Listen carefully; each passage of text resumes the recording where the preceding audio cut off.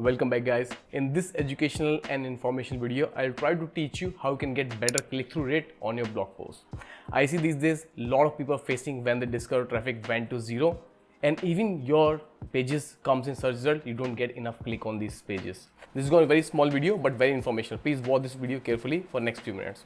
So today's topic is all about how you can frame or how you can write the title of your blog post. Because if you do not have good titles, you have less click-through rate on your blog post. Especially if you want to enable discover on your website, your title should be clickable. It should not be clickbait, but it should be clickable. Okay, let's try to understand this with some easy examples. I'll try to take example from different niches. So this is the first example in personal finance and money niche. If you blog in personal finance and money niche, here's what you need to do. So basically what people do, they write blog post title like best mutual funds in India 2025 or that how to file income tax. Okay, this is very basic blog post title and with just few changes you can make this a very highly clickable title, and also with these few changes it will increase your chance to come and discover. Okay, you can see, so this is the blog post best mutual funds in India 2025. Instead of writing this, you can say these three mutual funds gave me 18% result in 2024 or 2025.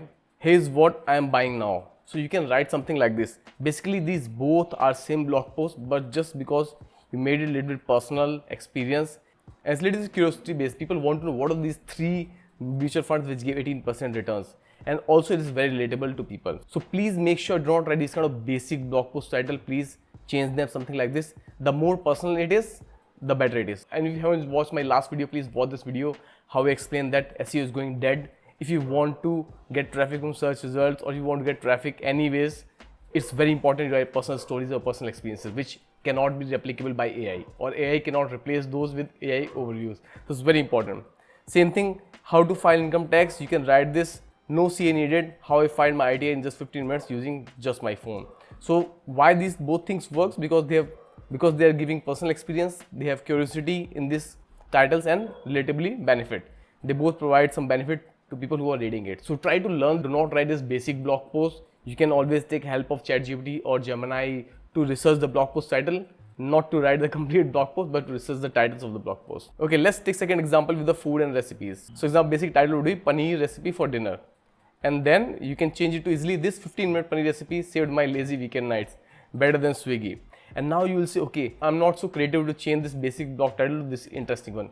Here AI comes. You can always take help of ChatGPT. You can write ChatGPT, please rewrite this title and make it interesting. ChatGPT will do this for you, and this is totally legal and acceptable. You're not writing the whole blog post using ChatGPT. You're just trying to make different version of a blog post title, which is totally acceptable. This is the right use of AI. You're not abusing AI here. This is the perfect use of AI. For example, second would be how to make a filter coffee. And here what you're saying, tried viral South Indian filter coffee hack. Is it worth the hype? So here you can see you are telling people there's a hack, there's a secret way to create the coffee, and is it worth the hype? Is it true that filter coffee is that good or not? Why it works? Because you are touching the emotions, relatability and trending viral angle about these kind of topics. And also let me know in comments what are your blog post title. I would really happy to read those and I try to give some suggestion what kind of titles you're writing on your website or on your blog. And please comment below your blog post title you're using on your blog or your website and how much click they're getting or if they're not getting any clicks. I'll really happy to analyze your blog post title and give you some suggestion in the comment box. So please don't forget to comment on this video. Next example would be freelancing and side hustle. So basic title would be best freelancing site for students, but title which can come really easy and discover would be how I earned X amount in 21 days on Fiverr, my step-by-step process. You can see we're talking about freelancing website, and just by changing the title this way, it becomes much more interesting and relatable. And it's another example of time-bound blog post title. You can see you are telling them how much money you made in a limited amount of time. You can see, so it's a personal journey, time-bound and emotional appeal. Another title could be I tried freelancing of work from a tier 3 town. Here's what happened. People would love to know what happened to this person. So you don't need to write this complete boring blog post like huge blog post from AI. You can write a small blog post sharing your own experience. Maybe you just made like $15 or $20 from Upwork, but that will be really interesting for people to know about it. Let's take another example from farming and rural business. For example, the basic title would be how to start mushroom farming. And discover worthy, which can come easily on Google Discover, would be this 25,000 mushroom farming setup changed my life, beginner's guide for 2025. Or government gave me 50,000 for organic farming. Here's how you can get it too. So you can see here it's very specific, emotionally engaging and useful information for rural audience. So you need to tap on your audience, what kind of audience you have. And once you know, then you start writing related blog posts.